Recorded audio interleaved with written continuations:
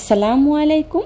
আজকে আমি আপনাদের সাথে শেয়ার করব পুরান ঢাকার ঐতিহ্যবাহী গুলগুলা রেসিপি। এই গুলগুলাটা কিন্তু আগেকার দিনে প্রত্যেকটা চায়ের দোকানেই পাওয়া যেত, আর এখন খুব একটা পাওয়া যায় না।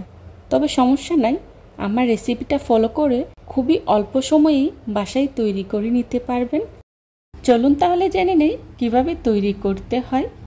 গুলগুলা তৈরি করার জন্য প্রথমে আমি একটি বাটিতে নিয়ে নিচ্ছি 2 কাপ কুসুম গরম পানি।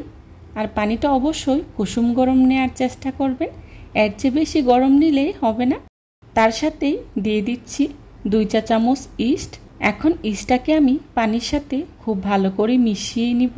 মেশানো হয়ে গেলেই দিয়ে দিচ্ছি 1/3 কাপ চিনি। এখন চিনিটাকেও আমি খুব ভালো করে মিশিয়ে নেব। এভাবেই অনবরত নেড়ে চেড়ে চিনিটা গলে যাওয়া পর্যন্ত মিশিয়ে নিতে হবে। চিনিটা আপনারা আপনাদের প্রয়োজন মতো ব্যবহার করবেন। তবে একটা কথা মনে রাখবেন, গুলগুলাতে খুব বেশি মিষ্টি ভালো লাগে না, মিষ্টির পরিমাণটা কম হলেই খেতে বেশি ভালো লাগে। এবার ঢাকনা দিয়ে ঢেকে 10 মিনিটের মতো রেস্টে রেখে দেব। এখন অন্যদিকে গুলগুলা তৈরি করার জন্য একটি বাটিতে নিয়ে নিচ্ছি 3 কাপ আটা। আপনারা চাইলে ময়দাটাও ব্যবহার করতে পারেন, তবে গুলগুলাটা আটা দিয়েই তৈরি করা হয়। তার সাথে দিয়ে দিচ্ছি লবণ 1/2 চা চামচ। এখন খুব ভালো করে মিশিয়ে নেব। এবার আগে থেকে ইস্ট গলিয়ে রাখা পানি দিয়ে খুব ভালো করে আটাটাকে মেখে নেব। দেখুন আমি কিভাবে অল্প অল্প করে দিয়ে মেখে নিচ্ছি। আপনারা চাইলে হ্যান্ড ওয়াশের সাহায্যেও ডোটা তৈরি করে নিতে পারেন, তবে আমার কাছে মনে হয় হাত দিয়ে তৈরি করলে ভালো হয়। এভাবে অল্প অল্প করে দিয়ে খুব ভালো করে মাখিয়ে নিচ্ছি। আমার মনে হচ্ছে ডোটা অনেকটাই শক্ত হয়ে গিয়েছে, তাই ইস্টের বাটিটা ধুয়ে আরও কিছুটা পানি দিয়ে দিচ্ছি। এভাবেই 10 মিনিটের মতো সময় নিয়ে খুব ভালো করে মাখিয়ে নিয়েছি। দেখুন মাখাতে মাখাতে ডোটা ফুলে ডাবল হয়ে গিয়েছে। আর এই ডোটাকে আপনি যতটা সময় নিয়ে মাখিয়ে নেবেন, গুলগুলাটাও ততটাই সুন্দর হবে আর ফুলে ডাবল হয়ে যাবে। তাই এই ডোটাকে বেশ কিছুক্ষণ সময় নিয়ে মাখিয়ে নিতে হবে। এখন এর সাথে দিয়ে দিচ্ছি আগে থেকে কুচি করে রাখা নারকেল। আপনারা চাইলে স্কিপ করতে পারেন, তবে নারকেলটা দিলে গুলগুলাটা খেতে খুবই ভালো লাগে। এখন নারকেলটাকে আমি খুব ভালো করে মিশিয়ে নেব। এই গুলগুলাটা তৈরি করা খুবই সহজ। আপনারা চাইলে বিকালের নাস্তা কিংবা চায়ের আড্ডায় খুব সহজেই তৈরি করে নিতে পারবেন। গুলগুলা তৈরি করার জন্যে আমার ব্যাটারটা তৈরি করে নেওয়া হয়ে গিয়েছে।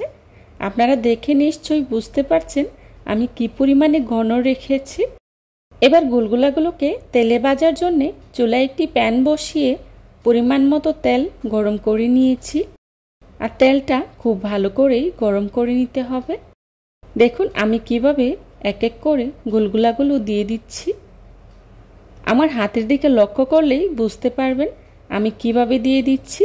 আর গুলগুলাটা এভাবে দিলেই গোল শেপটা আসে।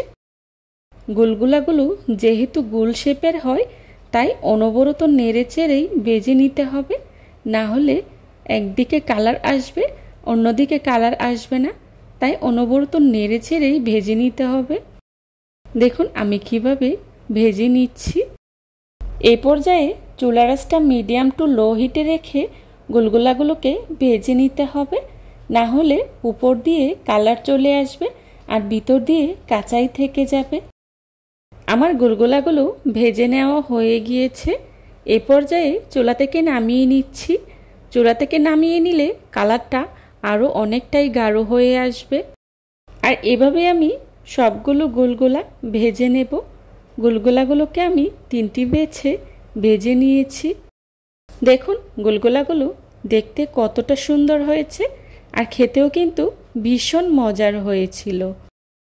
যারা এতক্ষণ ধৈর্য সহকারে আমার ভিডিওটি দেখেছেন তাদেরকে জানাই অসংখ্য ধন্যবাদ।